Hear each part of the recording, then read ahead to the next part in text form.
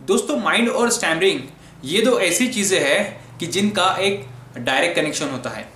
अगर आप अपने माइंड को समझ पाए तो आप अपने स्टैमरिंग को ऐसे ऐसे ओवरकम कर सकते हैं। दोस्तों, मेरा नाम है अंकुश पारे और इस टॉपिक को आपको समझाने के लिए मैं बहुत दिनों से मेहनत कर रहा था कि माइंड और स्टैमरिंग का कैसे कनेक्शन होता है। सो वीडियो को एंड तक ज़रूर देखिए, क्योंकि अगर आप माइंड को समझ पाए तो आप अपने स्टैमरिंग को बहुत जल्द ओवरकम कर सकते हैं। और अगर आप मेरे चैनल पर नए हैं तो चैनल को सब्सक्राइब करना ना भूलें, बेल आइकन को प्रेस कर दे ताकि मैं जब भी कोई नया वीडियो लेकर आऊँ तो वह सबसे पहले आप देखें। लोग कहते हैं कि मेरा माइंड कंफ्यूज है, मेरा मन अशांत है, मेरे मन में डर है, पर मुझे लगता है कि ये सारे के सारे सेंटेंस गलत है। अब इसको समझाने के लिए मैं आपको एक एग्जाम्पल देना चाहता हूँ। दोस्तों, जब तूफान आता है तो क्या आप तूफान को इस तरह से कहते हैं क्या कि एक अशांत तूफान आ रहा है? नहीं ना, तूफान अशांति होता है। जो अशांत है वो तूफान है और तूफान अशांति है। और जब वो तूफान चला जाता है तो क्या आप उसको इस तरह से कहते हैं कि अब तूफान शांत हो गया है? नहीं ना, तूफान चला जाता है, वो शांत नहीं होता है। आप बस वहाँ पर विटनेस की तरह खड़े रहते हैं। आप तूफान को आते हुए देखते हैं और वो चला जाता है। उसी तरह मन भी होता है। जो कन्फ्यूजन है वो मन है, जो अशांत है वो मन ही है। मतलब कि कन्फ्यूजन है, इसका मतलब है कि वो मन का काम है। कन्फ्यूज मन नहीं है। मेरा मन कन्फ्यूज है, मेरा मन अशांत है, ये गलत है। जो कन्फ्यूज है वही मन है और जो अशांत है वही मन है। और आपको आज इस टॉपिक को समझने की ज़रूरत है कि एक्चुअल में माइंड काम कैसे करता है। हमारा शरीर और हमारी जो बुद्धि है उसके बीच में जो माइंड होता है वो हमको बहुत काम करने के लिए मजबूर करता है। कभी हमको गुस्सा आता है, कभी हमको खुशी होती है और कभी स्ट्रेस होता है, कभी फियर आता है।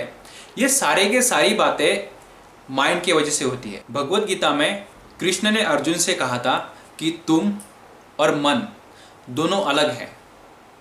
मन एक अदृश्य स्थिति है। मन कोई चीज़ नहीं है। मन एक अव्यवस्था है।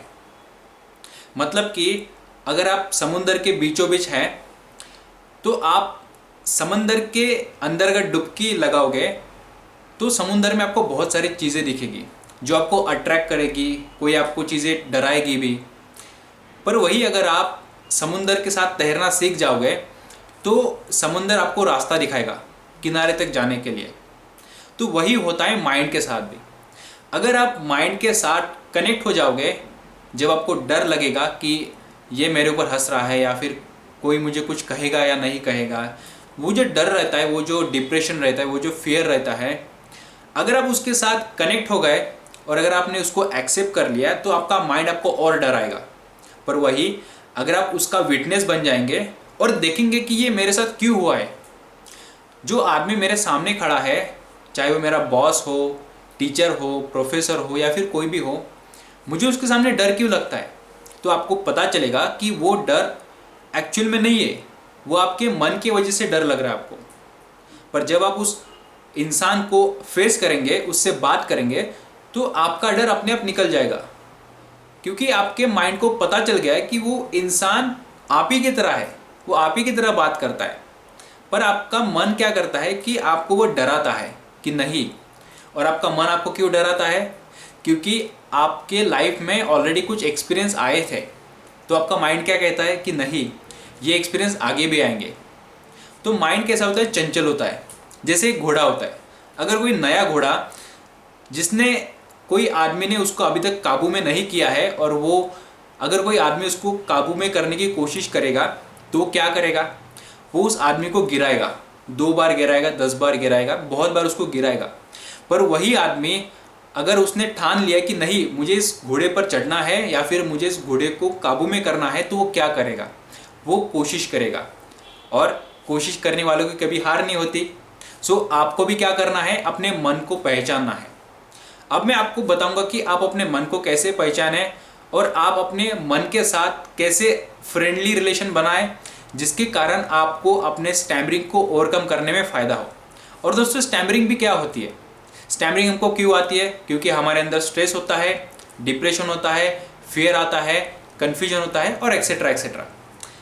और मैं आपको अभी कुछ बातें एक्सप्लेन करूंगा जो अगर आप समझ पाए तो आप अपने स्टैमरिंग को तो दूर ही कर सकते हैं, पर इसके साथ साथ आप अगर अपने मन को समझ पाए अच्छे से तो आप अपने लाइफ में बहुत कुछ कर सकते हैं, सक्सेसफुल बन सकते हैं। दोस्तों अगर आपको आपके मन को पहचानना है कि वो कैसा है, कैसे काम करता है, तो उसके लिए सबसे बेस्ट एग्जाम्पल है मेडिटेशन करना।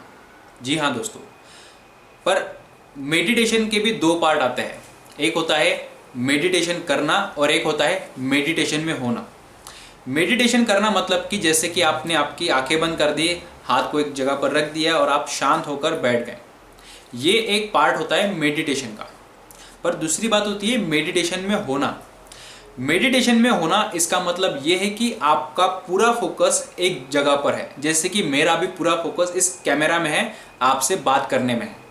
सो मैं भी क्या हूँ, मैं मेडिटेशन में हूँ।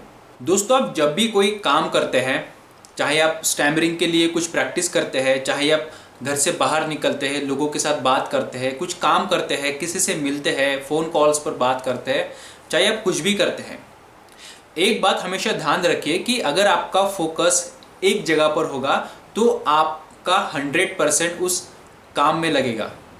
नहीं तो क्या होगा कि आपका जो मन है वो चंचल है, वो कहीं पे भी भटक जाएगा, तो फिर आप उस जगह पर जाने की कोशिश करोगे। फॉर एग्जाम्पल जैसे आप कुछ पढ़ रहे हैं या फिर कुछ लिख रहे हैं, तभी आपका साइड में फ़ोन होता है, वो फ़ोन बजता है, आप देखते हैं, आप कॉल पर बात करते हैं, फ़ोन को रख देते हैं, फिर भी आपका मन क्या कहता है कि ठीक है थोड़ा सा यूट्यूब भी देख लूँ, थोड़ा सा व्हाट्सएप भी देख लूँ। फिर आप उसको यूट्यूब को देखते हैं, व्हाट्सएप को देखते हैं और आपका टाइम उसमें चला जाता है और आपको पता भी नहीं चलता कि आपने आपके पढ़ाई को छोड़ दिया है और आप बाकी के काम में लग गए हैं। तो ये ऐसा क्यों होता है? क्योंकि आपका माइंड आपसे करवाता है। पर अगर आपका फोकस एक जगह पर ही है तो आपको आपका माइंड डाइवर्ट नहीं होता है।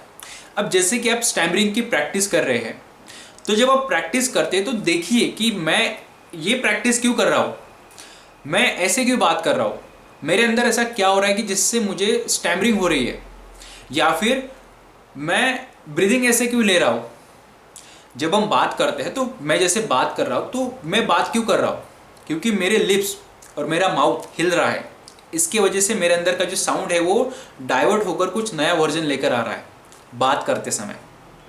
तो वही होता है, अगर आप फुल फोकस के साथ स्टैमरिंग की प्रैक्टिस करते समय देखेंगे कि मेरे अंदर के जो वर्ड्स है वो कैसे निकल कर आ रहे हैं, थोड़ा उसको समझिए, शांत बैठ जाइए, मेडिटेशन में देखिए कि आपका मन क्या कहता है। अगर आप शांत हो जाएंगे और आप कुछ काम करेंगे तो आपका काम बहुत अच्छे से होता है दोस्तों। और मैं वही चाहता हूँ आपसे कि आप अपने अगर मन को पहचान सके तो आपका मन क्या कहता है कि एक जगह पर फोकस होना चाहता है वो, पर आप उसको नहीं करते फोकस। तो आपका सबसे पहला काम क्या है कि उसको एक जगह पर लाना। और आपका एक जगह पर आप उसको कैसे ला सकेंगे? अगर आप एक चीज़ पर फोकस करेंगे।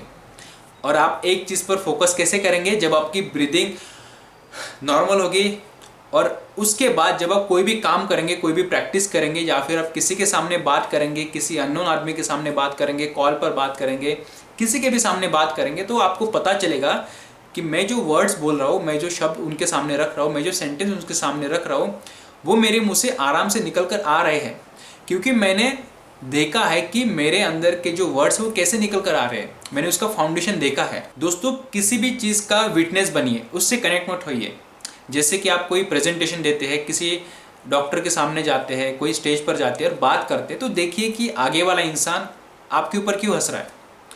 थोड़ा सोचिए, विटनेस कीजिए, बट कनेक्ट मत कीजिए खुद को। मतलब कि खुद के अंदर वो फियर मत लाइए, वो गुस्सा मत लाइए, क्योंकि जब आपके अंदर गुस्सा आता है, फियर आता है, तो आपकी स्टैमरिंग और बढ़ने लगती है।